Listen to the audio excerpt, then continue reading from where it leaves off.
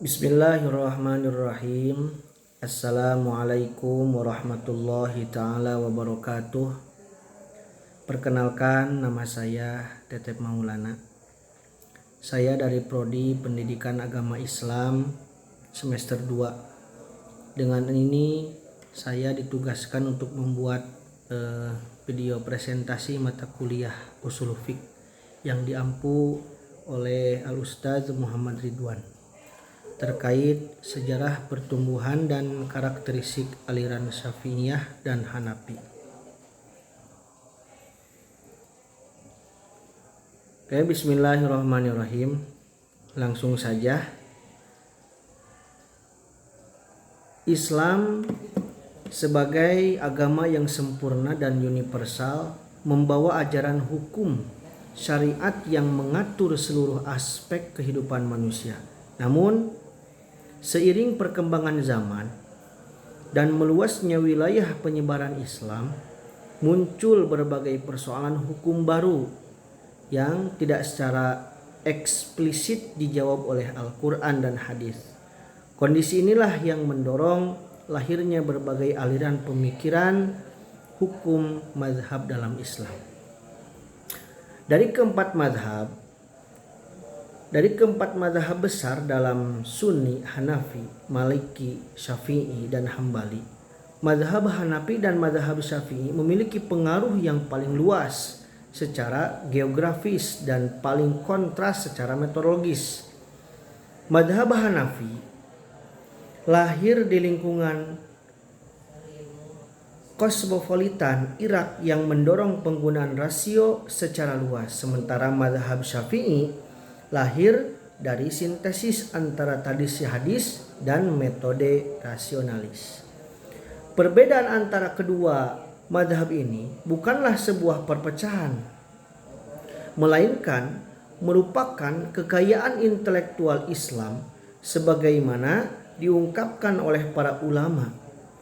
Perbedaan pendapat di kalangan para imam merupakan rahmat bagi umat. Oleh karena itu, memahami sejarah pertumbuhan dan karakteristik keduanya menjadi sangat penting agar apa? Agar penerapan hukum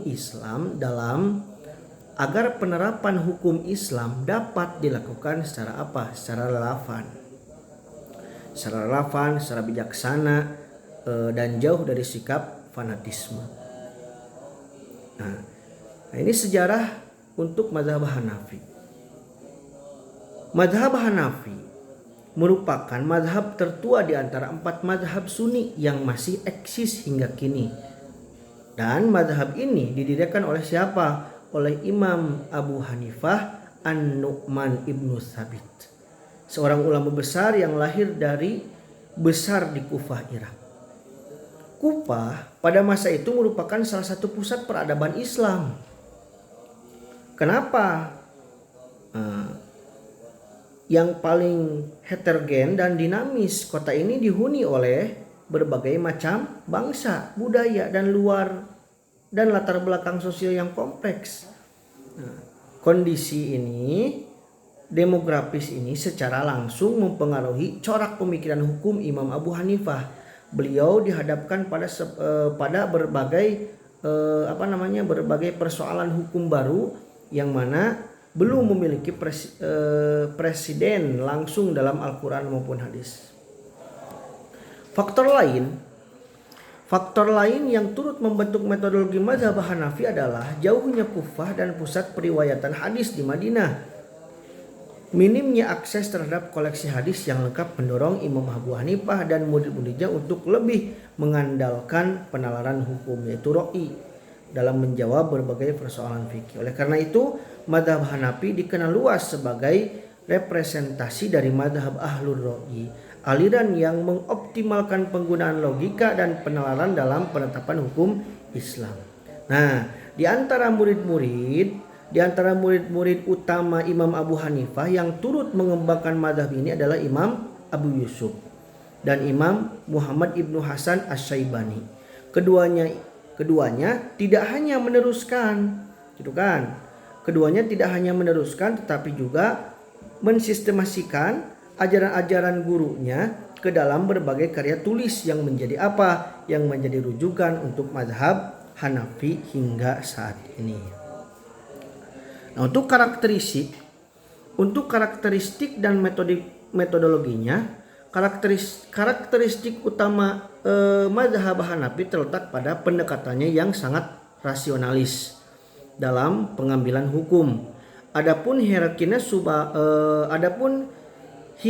sumber hukum dalam mazhab Hanafi adalah sebagai berikut. Al-Quran sebagai sumber hukum primer dan utama. Yang kedua as-sunnah. As-sunnah dengan selektivitas yang sangat tinggi dalam penerimaannya. Hadis Imam Abu Hanifah dikenal sangat ketat dan memvalidasi sanad, rantai periwayatan atau rantai hadis. Yang selanjutnya adalah ijma, bukan konsensus ulama, terutama ijma para sahabat Nabi. Dan yang selanjutnya adalah kias atau analogi. Bukan. Analogi yaitu menyamakan hukum suatu kasus baru dengan kasus yang telah ada. Berdasarkan apa? Berdasarkan kesamaan ilat atau sebab hukum. Dan yang terakhir adalah istihsan. Prevensi hukumnya itu meninggalkan kias yang umum untuk mengambil hukum yang lebih adil dan relevan dengan konteks tertentu. Ini merupakan ciri khas terkuat mazhab Hanafi yang membedakannya dari mazhab lain. Penggunaan istihsan inilah yang memberikan mazhab Syafi'i fleksibilitas tinggi dalam merespon perubahan sosial. Mazhab ini sangat adaptif dan mampu memberikan jawaban hukum atas apa? Atas berbagai persoalan baru yang muncul dalam masyarakat yang terus berkembang. Karya rujukan utama mazhab ini adalah Al-Fiqh Al-Akbar karya Imam Abu Hanifah yang menjelaskan dasar-dasar akidah dan manhaj berpikir beliau. Nah, kemudian sejarah bagi mazhab Syafi'i. Mazhab Syafi'i didirikan oleh Imam Muhammad ibnu Idris Asy-Syafi'i. Beliau lahir di Gaza, Palestina dan memiliki nasab yang tersambung kepada siapa? Kepada baginda Rasulullah Shallallahu Alaihi Wasallam. Melalui jalur apa? Melalui jalur siapa? Melalui jalur Bani Muthalib. Perjalanan intelektual Imam Syafi'i sangat kaya. Karena apa? Karena beliau menimba ilmu dari dua tradisi keilmuan. Itu kan. Beliau menimba ilmu dari dua tradisi keilmuan Islam yang paling berpengaruh pada masa tersebut. Di Mekah dan Madinah, Imam Syafi'i berguru kepada siapa? Kepada Imam Malik, Ibnu Anas, sang maestro hadis dan salah satu pendiri mazhab Maliki. Dari Imam Malik, beliau mewarisi kekuatan tradisi periwayatan dan penghormatan mendalam terhadap teks-teks hadis. Itu kan. Selanjutnya beliau juga belajar dari murid-murid utama Imam Abu Hanifah di Irak, khususnya Imam Muhammad ibnu Hasan Asy-Syaibani. Dari tradisi ini beliau memperoleh kemahiran dalam logika hukum dan penggunaan kias. Nah, perpaduan tradisi keilmuan yang berbeda inilah yang kemudian melahirkan metodologi ushul fiqh yang unik dari orisinal. Imam Syafi'i dikenal sebagai sang penengah, kan? Atau manhaj i'tidal karena berhasil membangun apa? Membangun jembatan antara apa? Antara mazhab ahli hadis dan mazhab ahli ra'yi.